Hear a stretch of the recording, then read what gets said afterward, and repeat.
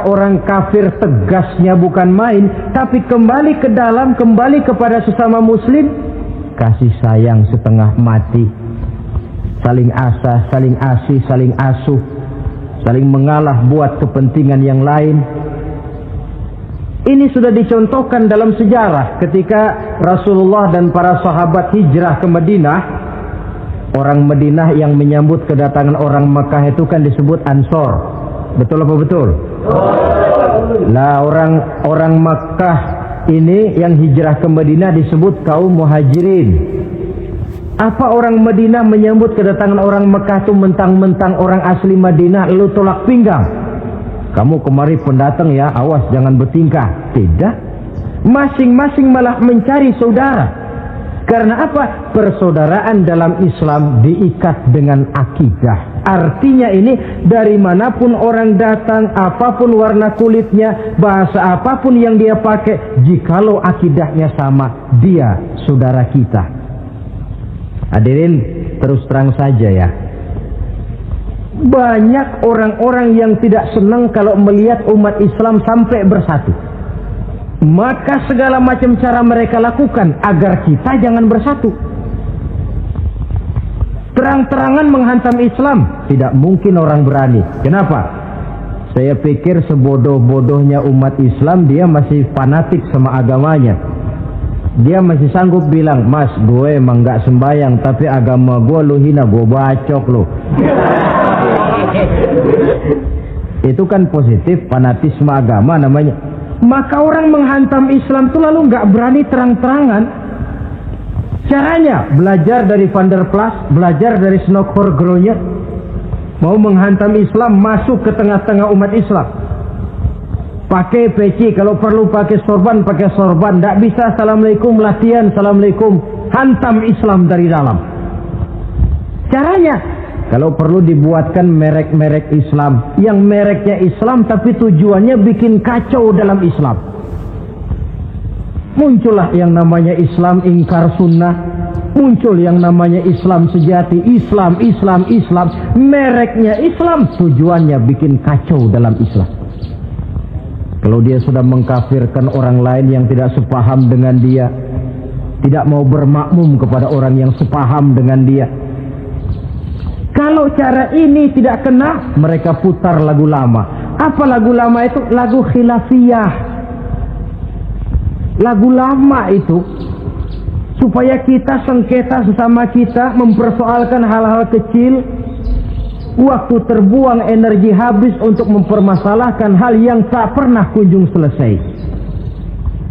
Sering kejadian toh di kampung-kampung. Yang satu pakai usolli, yang satu tidak, lalu pisah RT. Yang satu azan sekali Jumatan, yang satu 2 kali, lalu bangun masjid lagi. Yang satu kunut, yang satu tidak, asah golok. Persoalan yang semacam ini sampai kiamat tidak akan kunjung selesai.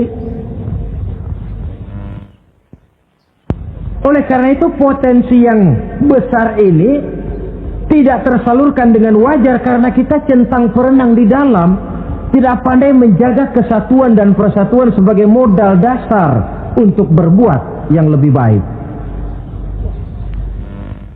Adalah lebih baik kita ini mencari titik-titik persamaan dan bukan memperbesar pola perbedaan. Ruhama'u bainahum, kasih sayang sesama mereka. Imam Ghazali memberikan contoh, kun kal yadain wala takun kal uzunain. Hai umat Islam, hiduplah kamu seperti 2 tangan. Saling asah, saling asih, saling asuh, saling mengalah buat kepentingan yang lain. Coba lihat 2 tangan kita, rukunnya bukan main. Kalau tangan kanan maju ke depan, kata yang kiri, oke, saya mengalah. Dia mundur ke belakang. Kiri di depan, kata kanan, sekarang giliran saya ngalah. Dia mundur ke belakang. Akhirnya kita jalan lenggang. Enak nggak dilihat orang? Coba kalau nggak ada yang mau ngalah. Tangan kanan ke depan, kata yang kiri, gue juga bisa. Dia ke depan lagi. Depan kayak robot kita jalan. Lalu mekanisme kerjanya, tangan kanan kerjanya bagus-bagus toh. Salaman tangan kanan, tanda tangan tangan kanan, hitung duit tangan kanan, ambil kue tangan kanan. Kiri nggak pernah protes, tahu posisi. Memang tugas saya bidang pembersihan, ya pembersihan saja dilakoni. Artinya apa ini? Yang satu dengan yang lain saling memperkuat walaupun komposisinya berbeda. Dicontohkan dalam perjalanan kehidupan sahabat Nabi. Sahabat Nabi yang paling terkenal itu 4 orang. Sayyidina Abu Bakar, Sayyidina Umar bin Khattab, Sayyidina Utsman bin Affan, Sayyidina Ali bin Abi Thalib. 4 sahabat ini kalau kita lihat komposisinya, keahliannya lain-lain. Coba, ada Sayyidina Abu Bakar, ini sahabat merangkap mertua. Kalau bahasa sekarang Abu Bakar ini disebut kiai diplomat. Kiai karena beliau orang alim, diplomat karena pandai bersiasat, ahli politik. Kemampuan berpolitiknya digunakan buat kepentingan agama. Sebab siapapun yang berpolitik untuk kepentingan agama tentu kita doakan. Tetapi siapapun yang jual agama untuk kepentingan politik, kita juga berdoa. Cuma tentu doanya lain dengan yang berpolitik buat agama tadi. Saudara hadirin yang saya hormati, ada Umar bin Khattab. Ini kalau bahasa sekarang disebut imam jenderal ini. Imam tapi jenderal, jenderal tapi imam. Kenapa imam? Karena dia mampu memimpin jamaah di masjid. Kenapa jenderal? Karena dia sanggup memimpin tentara di medan perang. Kegagahannya, keberaniannya, keperkasaannya digunakan membantu perjuangan Rasul. Ada Utsman bin Affan, santri ekonom. Kenapa santri? Karena dia orang kaya. Kenapa ekonom? Karena dia pengusaha bergerak di bidang bisnis. Keuntungan usahanya untuk membantu perjuangan Rasul. Ada Ali bin Abi Thalib, tokoh muda tapi intelek. Masih muda tapi rela mengorbankan nyawa demi keselamatan Rasul di malam hijrahnya. Alangkah nikmatnya umat Islam ini kalau punya kiai diplomat, imam jenderal, santri ekonom, pemuda intelek yang masing-masing bekerja sama menunjang untuk kepentingan agama. Ruhama ubainahum, kasih sayang di antara sesama mereka. Mobil, kenal mobil nggak? Ya. Mobil itu baru bisa jalan dengan baik kalau seluruh onderdilnya kompak.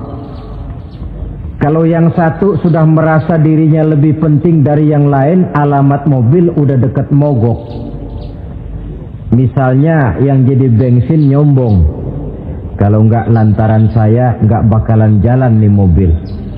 Bannya denger, sombong.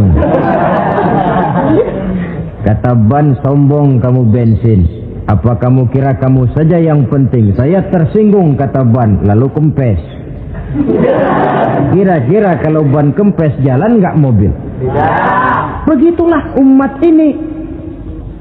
Kayak satu bangunan, ada yang jadi jendela, pintu, tiang, genteng dan sebagainya. Tetapi satu sama lain hendaknya saling memperkuat.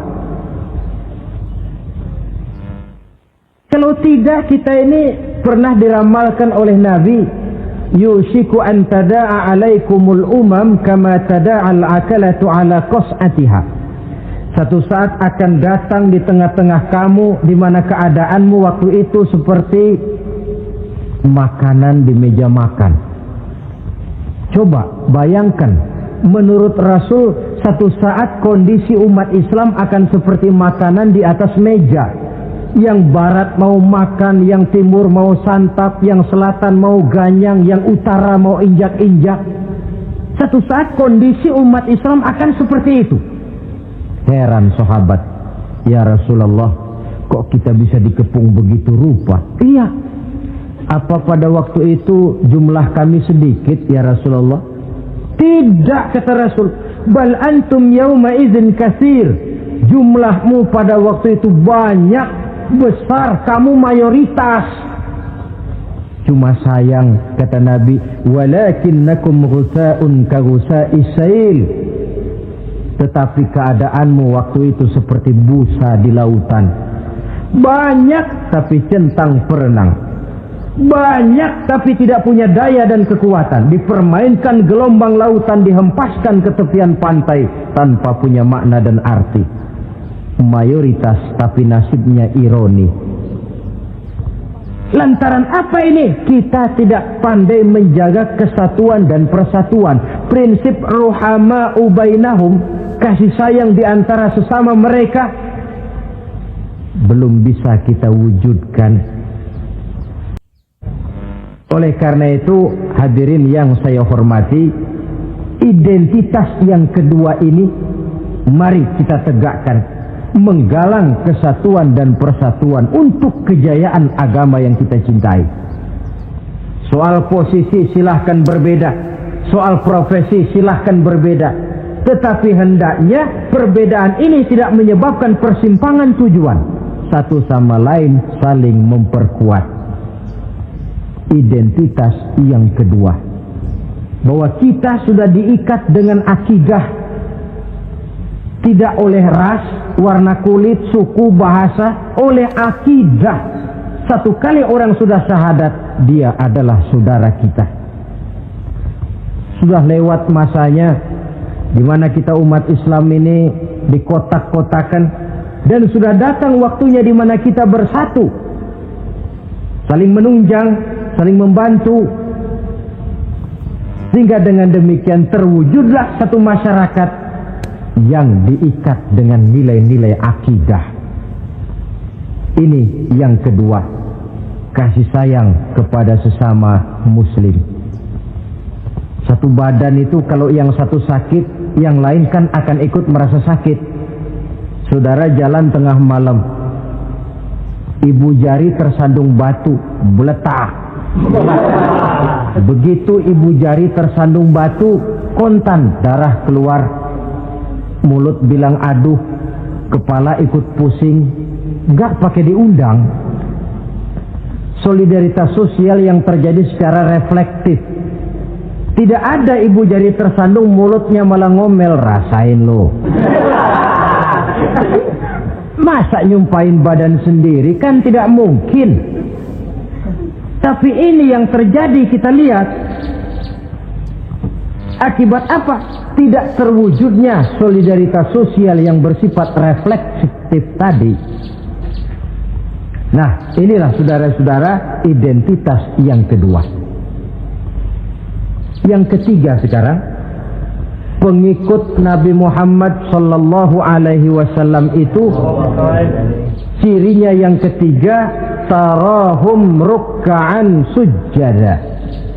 Engkau lihat mereka ruku dan sujud, mendirikan sholat. Ini identitas, ciri. Di akhirat nanti akan diperiksa dengan seadil-adilnya. Siapa? Saya, Pak. Saya siapa? Pengikut Nabi Muhammad. Betul? Betul. Baik. Pengikut Nabi Muhammad itu tandanya ruka'an sujada, ruku dan sujud. Sampean ngaku umat Nabi Muhammad, sujud, pernah sembahyang? Sembahyang juga, Pak. Berapa kali? Nggak banyak-banyak, Pak, setahun 2 kali. Kapan itu? Idul Fitri sama Idul Adha. Kata petugas, syarat kurang, minggir.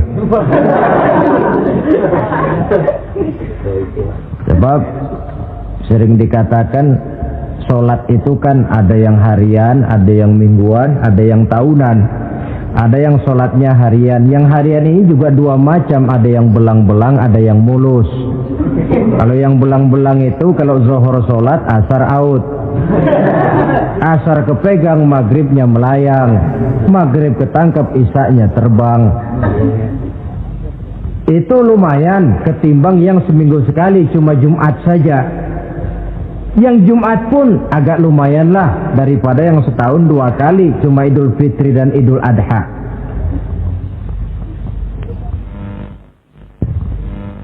Tetapi bagaimanapun juga sholat ini memang merupakan keperluan dalam kehidupan kita. Ciri identitas yang memperkaya kepribadian. Pengikut Nabi orangnya ruku dan sujud, sehingga Di zaman sahabat tadi kondisi mereka digambarkan kalau siang seperti kuda perang, tetapi kalau malam seperti pendeta. Maksudnya apa? Di medan perang mereka gagah, tapi kalau sudah ruku dan sujud bukan main khusyuknya. Ruku dan sujud. Dengan kata lain, ciri pengikut Nabi Muhammad orangnya mendirikan sholat. Nah, masalahnya sekarang apa perlunya sholat dalam kehidupan kita? Yang jelas dia untuk menggembirakan Allah kok. Se-ASEAN orang tidak ada yang sholat, Allah tidak akan berhenti jadi Tuhan. Manfaatnya akan kembali kepada kehidupan. Nah, apa perlunya sholat dalam kehidupan kita? Ada beberapa hal yang bisa kita angkat ke permukaan tentang perlunya sholat ini. Jadi sholat itu perlunya kita, sehingga suatu saat nanti kita tidak lagi berkata saya wajib sholat, tapi kita akan berkata saya perlu sholat. Apa perlunya sholat dalam kehidupan kita? Pertama, sholat itu membuat orang rendah hati, tidak melonjak menjadi angkuh dan sombong. Yang kedua, sholat itu membuat orang tahu diri. Yang ketiga, sholat itu mendatangkan ketenangan jiwa dan ketentraman batin lantaran orang punya sandaran vertikal kepada Allah. Sehingga agama menekankan benar ini, bukan cuma untuk kita, tapi juga anak kita, keturunan kita. Sehingga Nabi mengajarkan, ajari didik anak-anakmu sholat pada umur 7 tahun. Kalau umur 10 tahun mereka sudah berani meninggalkan sholat, pukul. Bukan dengan tujuan menyakiti, tapi mendidik anak supaya disiplin dengan sholatnya. Kayaknya kita yang hidup di zaman serba modern ini, soal anak mau sholat atau tidak, kayaknya orang tua itu, kalau istilah anak sekarang, cuek-cuek aja. Jarang yang mengadakan inspeksi, pengecekan anaknya sudah sholat apa belum. Lalu sholatnya disiplin apa tidak. Jarang yang memberikan sugesti dan rangsangan supaya anaknya mendirikan sholat. Saya jarang mendengar orang tua muslim yang berkata, nak, kalau kau hafal Fatihah dengan artinya bapak beliin sepatu baru. Nak, kalau kau hafal juz amma, bapak beliin sepeda. Sugesti untuk hal-hal yang bersifat agama sangat langka. Tapi kalau sudah hal-hal yang bersifat umum, wah, nah, kalau kamu lulus nanti SD ya, kita piknik ke Tangkuban Perahu, lulus SMP tur ke Bali, lulus SMA piknik ke Singapura. Rangsangan dan dorongan, baguslah itu. Tetapi alangkah akan lebih bagusnya jika untuk hal-hal yang bersifat agama kita pun sanggup memberikan sugesti, rangsangan dan dorongan kepada anak-anak kita. Sehingga sejak kecil mereka sudah terbiasa dengan sholat. Sejak kecil mereka sudah disiplin dengan sholatnya. Sebab kalau tidak, kayu itu kalau mau dibengkokkan pada saat dia masih kecil. Kalau sudah besar baru mau dibengkokin, repot kayu itu. Membentuk orang soleh itu harus dimulai sedini mungkin. Karena itu salah satu fungsi solat Allah jelaskan, inna sholata tanha 'anil fahsya wal munkar. Bahwa solat yang dikerjakan dengan betul mampu mencegah manusia dari perbuatan yang keji dan munkar. Jadi dengan kata lain orang yang disiplin dengan solat, terpeliharalah dirinya dari perbuatan yang keji dan munkar.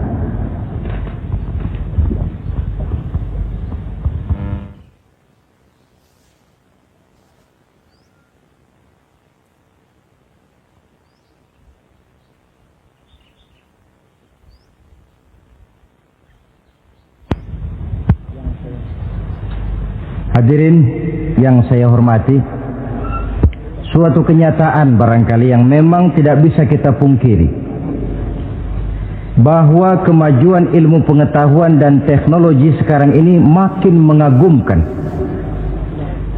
Dunia seolah-olah telah dirombak oleh manusia dari sebuah daerah kosong menjadi gedung-gedung pencakar langit yang tinggi. Orang sudah bertandang ke bulan, dan dalam beberapa tahun mendatang boleh jadi akan bertandang pula ke planet-planet lainnya. Kekurangan air minum bisa diatasi dengan penyulingan air laut